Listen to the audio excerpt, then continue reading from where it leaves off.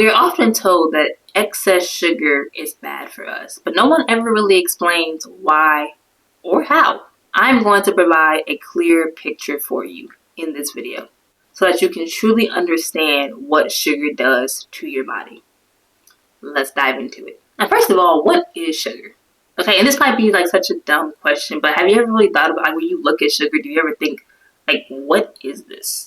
You know what I mean? So let me just start that out first. So you got your table sugar, right? Your granulated sugar. You got your brown sugar. You got molasses. Okay, so these are some of the sugars that we have. Okay, but at the core of it, sugar is just a combination of glucose and fructose, and it makes what you call sucrose. Sugar comes from sugar cane or sugar beets, for example. It goes through a process where it is stripped of, the chewy huskiness of it, where you get just the product itself. It goes through a lot of processes, and then it becomes molasses. Okay, molasses actually is still full of nutrients. So all the nutrients that you would have gotten from the raw sugar cane and sugar beets, a lot of those are still in the molasses. So if you're looking for a healthier alternative to sugar, try molasses. Okay, so molasses is boiled over and over again, so it's light. And then the more you boil it, it gets darker, and then you get like that black strap molasses. Okay, so you got the three phases of molasses. Well, then eventually another process goes through where it strips all of the molasses out of it, and then you're left with the white crystals. Okay, and then that is then bleached. Yes, bleached to give you more of a white. So if you've ever been in the store and you see like your white powder sugar, but then you have like these like clearer kind of, I don't say dirty looking, but like they're kind of like brown tinted little specks of sugar, like, and they call that the pure cane sugar. So that is like the step right before they bleach it and like refine it. Okay, so that's what's sold to you, pretty much sugar, and then that can also be broken down even more, crushed up to then make powder sugar. So that is what all that is, and it's pretty much a carbohydrate. Okay, so now that we know what sugar is, let's talk about how the body uses sugar. So you're eating sugar. Sugar hits your tongue. Saliva starts the breakdown of sugar. So as your body is breaking down this sugar, it is releasing the glucose into your bloodstream. Okay, so it's all in there. So now your blood sugar has spiked. So yes, every time you consume sugar, it goes straight into your blood and your blood sugar rises. Okay, but luckily that rise signals your pancreas to release insulin. Insulin is a hormone, and what insulin does is it says, okay, cells, there's a lot of blood. There's a lot of sugar in the blood. I need y'all to go out there, grab this sugar, pull it into your cells, and get it out the blood. Okay, so that's what it does. So insulin comes out the pancreas. It says, hey, y'all need to get to work. The body gets to work. It gets all the sugar out of your blood. Okay, which is great. From that, then your body either uses it in that moment. So let's say the reason you just ate sugar was because you're about to go on a 5-mile run. So now you're like huffing and puffing, you're running. So your body is like, okay, we just took all this sugar out the blood, but we actually need this because this body is doing some stuff right now. So then a portion of that sugar is going to send to your body to help it function and run and lift weights and do whatever it's doing right now. Okay, whatever physical activity you're doing, it's going to send it to that. Okay, let's say you ate sugar and you weren't doing nothing. So now your body's like, okay, we got all this sugar. Your cells, we're like, okay, we collected all of the sugar from the blood. What do you want to do with it now? And so your body's like, okay, well, let's store it. Put it in the liver, put it in the muscles, so that when the liver needs it and when the muscles need it, it'll be there. Okay, cool. Got you. So it goes and it shoves it all in there, okay? At some point, though, as the cells are bringing that sugar to your liver, the liver is like, hey, we're at capacity. I don't have no more room. That's a lot of sugar in here, okay? And so the cell's like, well, what do you want us to do with it? Like take it. Like, we were told to bring the sugar here. It's here. That's on you, bro. Like, I did my part. So liver's like, oh my God, okay. Just push it in here. So once it all gets into the liver's like, okay, we're crowded. Here's what we're gonna do. We're gonna convert some of y'all into fat, and we're gonna send that to the fat tissue because I'm out of space. Okay, so now your liver gets to work converting all of that sugar into fat. And then it sends that fat to the fat tissue because the fat tissues have more space. So they just shove all that in there for long-term storage, okay? So if you're following me, the sugar is used for immediate energy. If immediate energy is not used, it goes to short-term storage, which is for your muscles and your liver. And then once that's at capacity, then it goes to fat for long-term storage. So that is the three phases that the body goes through when you eat sugar. I hope that made sense. Before I give you the answer to the question of this video is how does sugar harm and affect our bodies, let's just think about everything I've told you so far, okay? Like actually pause this video and just think, how would that begin to affect me? I'll give you a moment. Okay, so number one, hope you had time to think. Sugar is consistently hitting your bloodstream, right? Which means it is consistently hitting the pancreas, which means the pancreas is consistently having to release insulin. Eventually, this can make you insulin resistant. And like I mentioned earlier, what insulin does is it removes the sugar out of your blood. Well, if insulin can't do it because now you're insulin resistant, what does that mean? That means all the blood, I keep saying blood, that means all the sugar stays in your blood.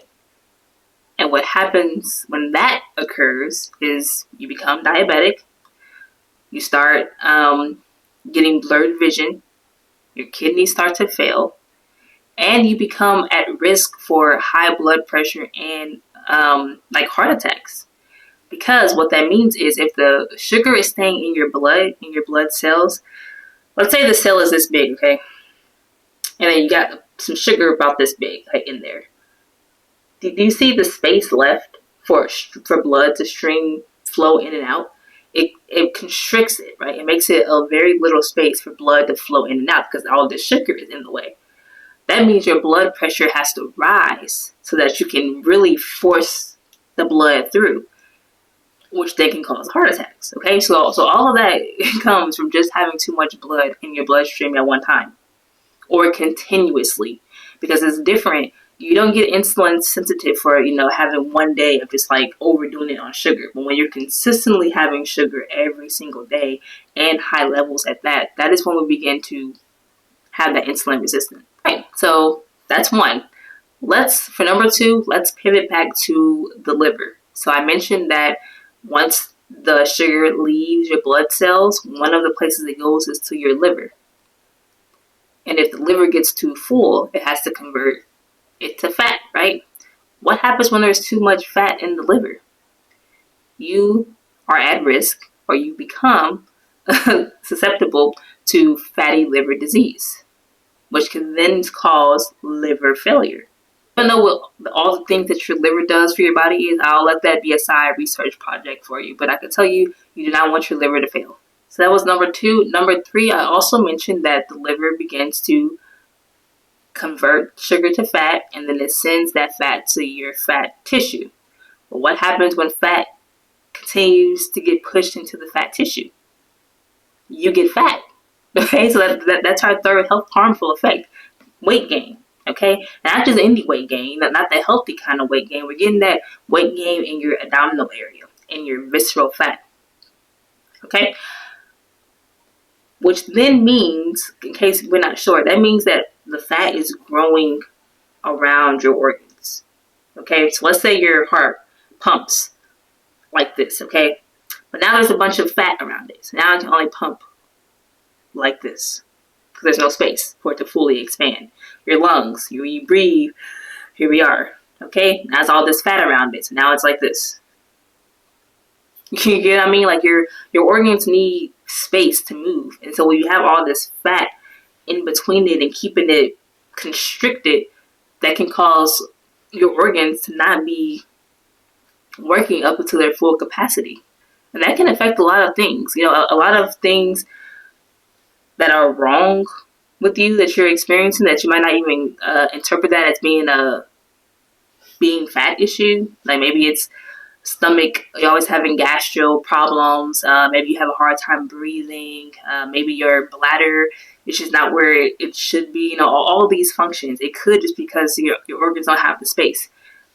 And I am firm, if you follow a lot of my content and pages, you know that I don't believe being fat is the answer to everything. I despise when my clients and other people go to the doctor and something is wrong with them, and the doctor looks at them and says, well, you're fat, lose some weight, and that's all they tell them. Like, there can be things that are wrong with you that have nothing to do with your weight, absolutely. But there are a lot of things that could be wrong with you that are a result of your weight, specifically the visceral fat, the fat that you sit here, that sits right here.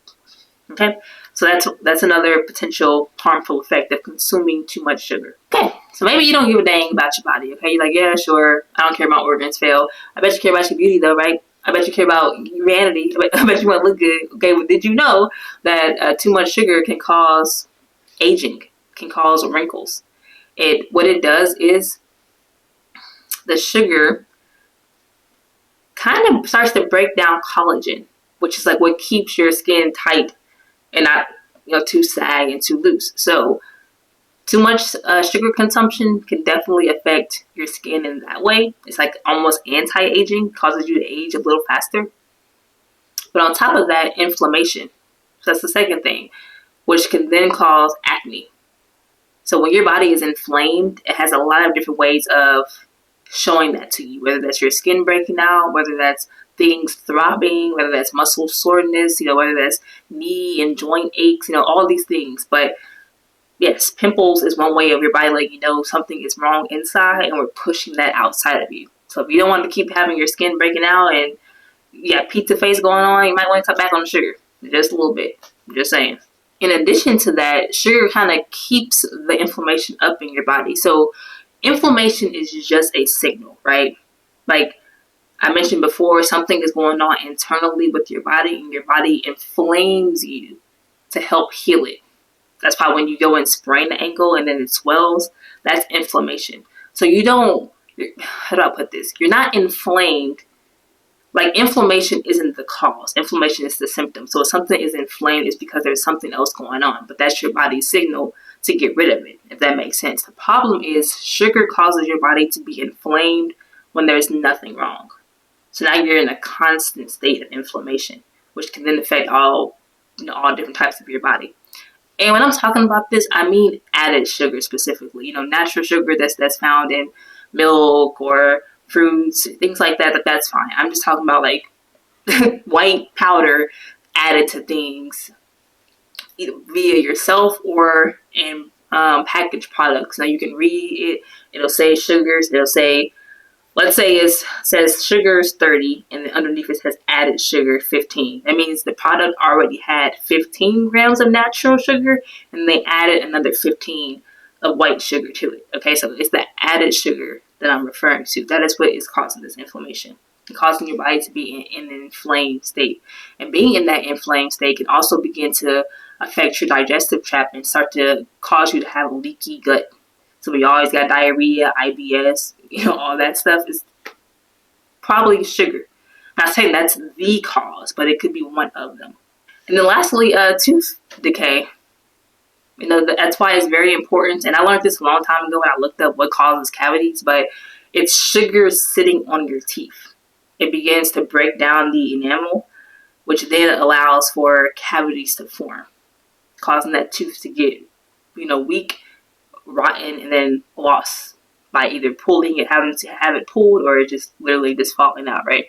And so that's why it's important that when you're drinking things like sugary drinks, sports drinks, sweetened tea, even like bread, whether that's white bread, any kind of bread, and like you're letting that sugar, those carbs just sit on your teeth, that's causing that breakdown. And it's the acids that are also in there that contribute to that as well, right? So one thing you could do is literally try to brush your teeth. Or like one of my friends taught me this because she loves to drink tea, and she would always like drink tea and then like drink water. And I was like, girl, like, I don't understand. And she was saying she didn't want her teeth to be stained, so she would just rinse out the water. But I applied this to the sugars as well. So I try, when I'm eating something, I'm nowhere near my bathroom or I'm not home, I'll try to drink water to kind of wash And I'll even switch it around. Like, it grosses some people out, but like, I'll drink some water and I'll kind of like swish and then swallow to like try to get that carbs off my teeth so they're not sitting there rotting my teeth. So if you can't immediately within an hour brush your teeth to make sure that the sugar is not sitting on it, you at least want to rinse your mouth out with something. Otherwise, yeah, it can cause decay of your teeth over time. I have coached many of people on having better eating habits, cutting back on their sugar, eating things they never thought they would eat without sugar. So if you're also needing like that kind of guidance, need someone to kind of show you the ropes and give you some actual ideas that still taste good but are manageable and are a little more healthier, then feel free to check out the website, sign up for my coaching programs, and then we can sit down, talk about this, and get you on a proper plan to reverse some of the health effects that you might be experiencing from the consumption of sugar you've had over the years. Okay, but let's keep it moving. So before you continue with your excess sugar addiction, now you can ask yourself, is it really worth 30 pounds of fat? Is it really worth your skin aging and you looking like you're 50 when you're only 32? Is it really worth losing all of your teeth? These are some questions that we can like seriously ask ourselves the next time we feel like we just need sugar all the time. Is it worth the high blood pressure, heart attacks, and diabetes and all the medications that comes with that, if you're living in America, probably can't really afford? Okay, and if the answer to you is it's not worth it, then let's talk about how we can reverse that with these few easy steps. Number one, like I mentioned earlier, the body uses the sugar first. Like, it wants to get it out. So what you can do is, after you've eaten something sugary, let's say you really wanted that milkshake, you really wanted that bowl of ice cream, instead of eating it and then lying down, go on a walk. Give your body a reason to get that sugar out the blood and out your body. So go exercise, like I said, light walk, go swimming, ride a bike, just do something for maybe about 30 minutes just to get it out of your body. Then overall, moving in general will just help that as well, because then when the sugar moves from your blood into that short-term storage, like in the muscles and liver, or into long-term storage, which is fat, the more moving that you do, the more your body can reconvert, because, whatever, not all, but a lot of processes that move this way have a reverse process as well. So the process of going from sugar to fat can go from fat back to sugar and then out of your body, right? So when your body has ran out of the sugar that's currently in your blood, it's ran out of sugar that was stored in the muscle and liver, and now it has to use the fat. It's going to take that fat and convert it back and release it. Okay, so the more you move, the more you're going to burn, and you can start to get that out of there. So that it is reversible. It's just going to take some effort on your part. The next thing you can do is just consume less. Your body can't store what you don't put in it, right? So if you just ate a little less sugar, you probably would never make it to being stored as fat. It probably just end at being stored in your muscles, and that's it. But again, the less you eat, the less is stored. Number 3, it's cheaper. You're going to save money on all those skincare products that you think you need, but you really don't. Just you need a better diet and better lifestyle habits. But also you're going to save money on some of those weight loss tactics, whether that's weight loss pills, weight loss powders, weight loss surgeries, all the things, okay? You're going to save money and not really need them. Again, unless you have a medical condition, which is what those things should be for, medical conditions, not things that you can just change with a simple tweak to your lifestyle. Then lastly, just try to consume more natural sugars than added sugars. So like I mentioned earlier, just check your packaging, see how much added sugar is into stuff. Maybe you're someone who drinks sweet tea faithfully, and that's fine. But like over time, try to use a little less sugar. Start to give your taste buds a chance to not still crave that high level of sugar. I was someone who started out eating oatmeal with butter and brown sugar. That's how my mom made it, and I took out the butter. I started just doing oatmeal and brown sugar, and I did oatmeal and less brown sugar, and then I did oatmeal and honey, and then I did oatmeal and nothing. So it went from heavily sugary and fatty to almost just pure oatmeal. So not to almost, actually just pure oatmeal with my fruits. So you can adjust your taste buds. It's just going to take some time. So try to drink less sugary drinks. add less sugar to your foods, even in your recipes. You know, maybe you're making some biscuits or cookies and it calls for a cup of sugar. Just do 3/4. Do a half a cup of sugar. You know, your taste buds don't have to be as the person who made the recipe's taste buds were. You can make yours a little less sweet if you want. I know these are a lot of changes and they could be overwhelming, so allow me to help with that. Like I mentioned earlier, I do offer one-on-one coaching services on my website, so you can sign up for those and we can work together. But I also do have a free 30-day program that is open right now to everyone. It's only so many spots though, so make sure you get in it when you can. But in that program, you learn about nutrition a little bit more, a little more in depth than in this video. You get some meal prep ideas, so you can think about how you can start to put meals together that are satisfying, fulfilling, and you don't need all the extra fluff. And there are some workouts in there, 2 workouts a week to help you move and regulate your body to start to burn some of these things off, right? They're very beginner level. I promise, very friendly, so they're doable for just about anyone, unless, again, you have medical conditions, surgeries, or things like that. But everyone else that doesn't have special requirements can use this program. So sign up for that as well. That's all I got for you in this video. I hope that you enjoyed it. If you liked it, you know what to do. Give me that thumbs up. I greatly appreciate it. The knowledge we gain is powerful, but it's the knowledge we share that makes a difference. So please, please, please share this with someone that you know has a sugar addiction. 2, just has a food problem in general. 3, just needs to improve their health. And before you think about who those people are, remember, it's not just overweight people that experience this. You can be skinny and still have these same issues. You can be skinny with fatty liver disease. You can be skinny with diabetes. Okay, so it's not just, don't look at people and just assume because of their size, they're experiencing these problems. That's not the case whatsoever. Okay, so send this to anyone that you feel is probably on the spectrum, okay? And I'll catch you in my next video. As always, don't forget to crush it.